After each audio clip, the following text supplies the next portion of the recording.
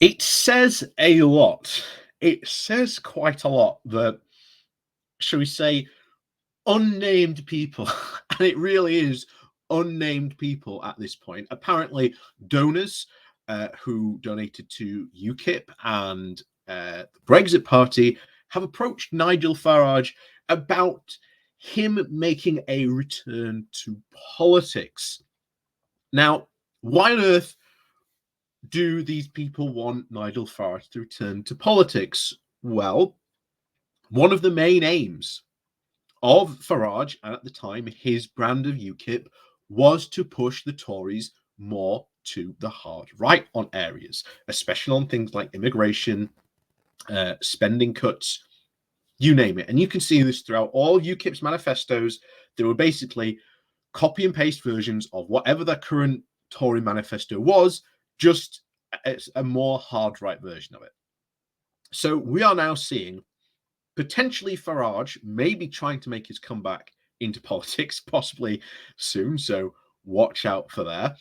But we are going to see, I think, a lot of more examples of not only, again, the immigration debate is going to come back into the fold. Brexit, again, is going to come back. And of course, this is going to be used by Farage, and of course, again, to quote, flank the Tories on the right to pull away voters from their heartlands and essentially put pressure on them to go more hard right. So, before we do jump into today's article again about this, because again, this article really tips into not only Brexiteers, about them taking back control, but also about how France, for them, is just a bit too close for comfort. So before we do jump into this article, please do remember to hit that like, share, and subscribe button. And of course, down below, there are links to my Patreon page and a one-off donation link called Buy Me Coffee, where you can, well, buy me coffee. And as always, thank you very much to all the people who do support the channel that way. So this comes from The Guardian with the title of "For Brexiteers Who Dreamed of Taking Back Control, France is just a too little close for comfort." Considering the width of the channel does not change, is it surprising how often British politicians seem surprised by the proximity of France?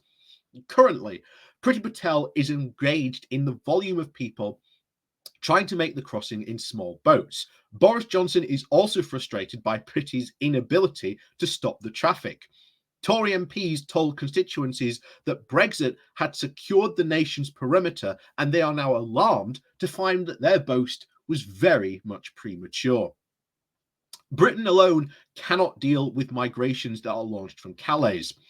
The Home Secretary and the Prime Minister tried blaming the French authorities for their slack policing, but they then realised the folly of antagonising a government whose help they badly needed.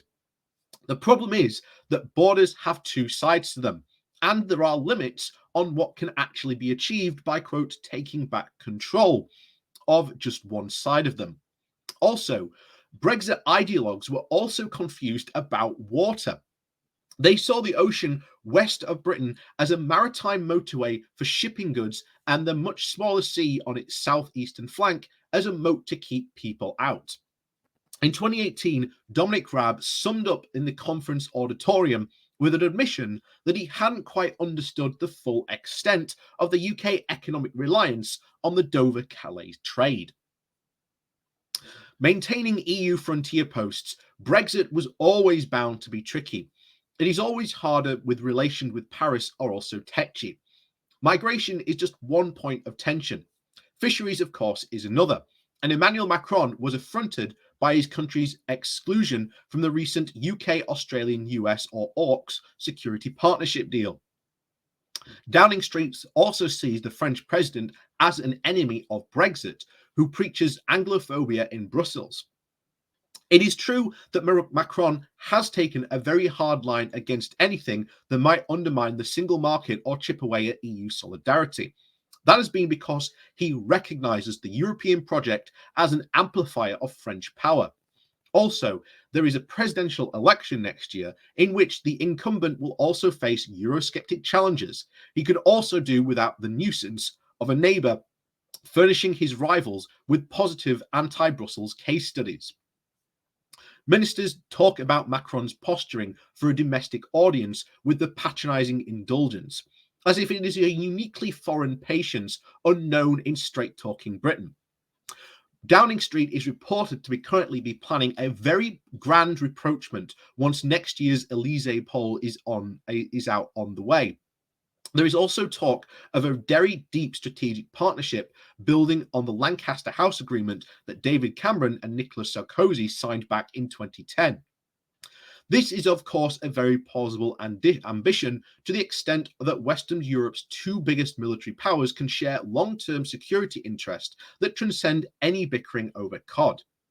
Also, the defence issues are primarily a nation-state concern, even for the most integrationist EU leaders. The Lancaster House treaties were also signed between two EU members, and Brexit did not undo that logic of the partnership. But Johnson's government makes life harder for itself by pretending that its foreign policy with the continental capitals is a trading relationship, as mediated through Brussels, as separate things and as scarcely related. Lord Frost, Johnson's Brexit minister, has been very explicit on this point, describing the future relationship with the bloc as a patchwork of bilateral deals with member states. The Foreign Secretary, Liz Truss, does not even appear to consider European relations as part of her job, perhaps because Frost has bitten off that portion of the portfolio. And of course, denigration of the EU relevance is a requirement for belief in Brexit. To accept that Macron's pro-EU stance reflects a rational appraisal of his nation's interests risks admitting that an equivalent dynamic once applied on this side of a channel. After all, the two countries have so much in common. That was the Remainer argument, albeit one that was very poorly articulated in the campaign.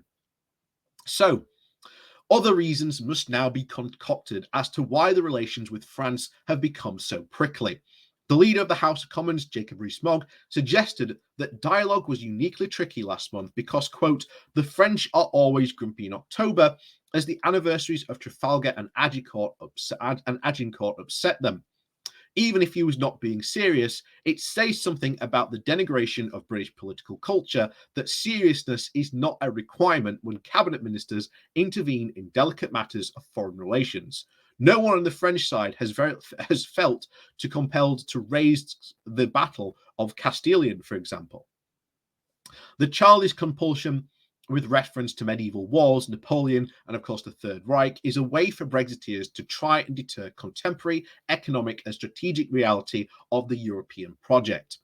There is no need to build an analysis from modern facts or even recent history if the EU's immutable character and, of course, the secret agenda are encrypted in events that even predate the Treaty of Rome.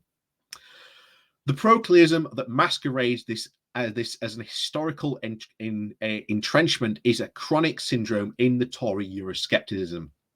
It is, of course, Johnson's preferred idiom as a propagandist, not least because it excuses him from a duty to engage in detail, but it does not translate into practical government. It natures the fraction that Britain can have a political policy for all continental powers that avoids engaging with their modern interests as members of the EU. That is not the core of the misunderstanding with France, and the relationship will not be fixed until that is resolved.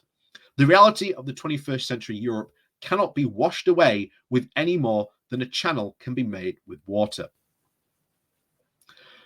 So this is really the huge challenge I think we see here. And I think this is the reason why Nigel Farage is apparently being asked back again. Like I say, we don't know who's asking Nigel back to go back into politics. It might be because, well, the money's running low. Maybe, shall we say, he expected, shall we say, a lot more for his delivering of Brexit. And of course, delivering, shall we say, much of the right-wing agenda back into the Tory party. For what this is going to happen, of course, this is, as usual, going to grumble on. We've said this right from the very beginning. Boris and the Brexiteers are just going to engage constantly in saber rattling. But at the moment, having any delays or anything is the last thing Boris Johnson wants, because what Boris Johnson desperately needs is a quiet Christmas to at least keep the voters happy. And if, as we can see at the moment, there are going to be, the French fishermen are going to be blockading stuff coming from the continent to the UK, then that doesn't look like that is set to happen. And of course, Brexit will once again be thrust full point into the shall we say, the hard light of day, where it shall once again wither and die. And of course, the lies that were exposed by the Brexiteers will once again be put to the antiseptic, that is the true hard sunlight of truth. So, as always, thank you very much for watching. Please do remember to hit that like, share, and subscribe button on your way out. And of course, down below, there are links to my Patreon page, as well as an donation link called Buy Me Coffee, where you can, well, buy me coffee. And as always, thank you very much for watching, and we'll see you all.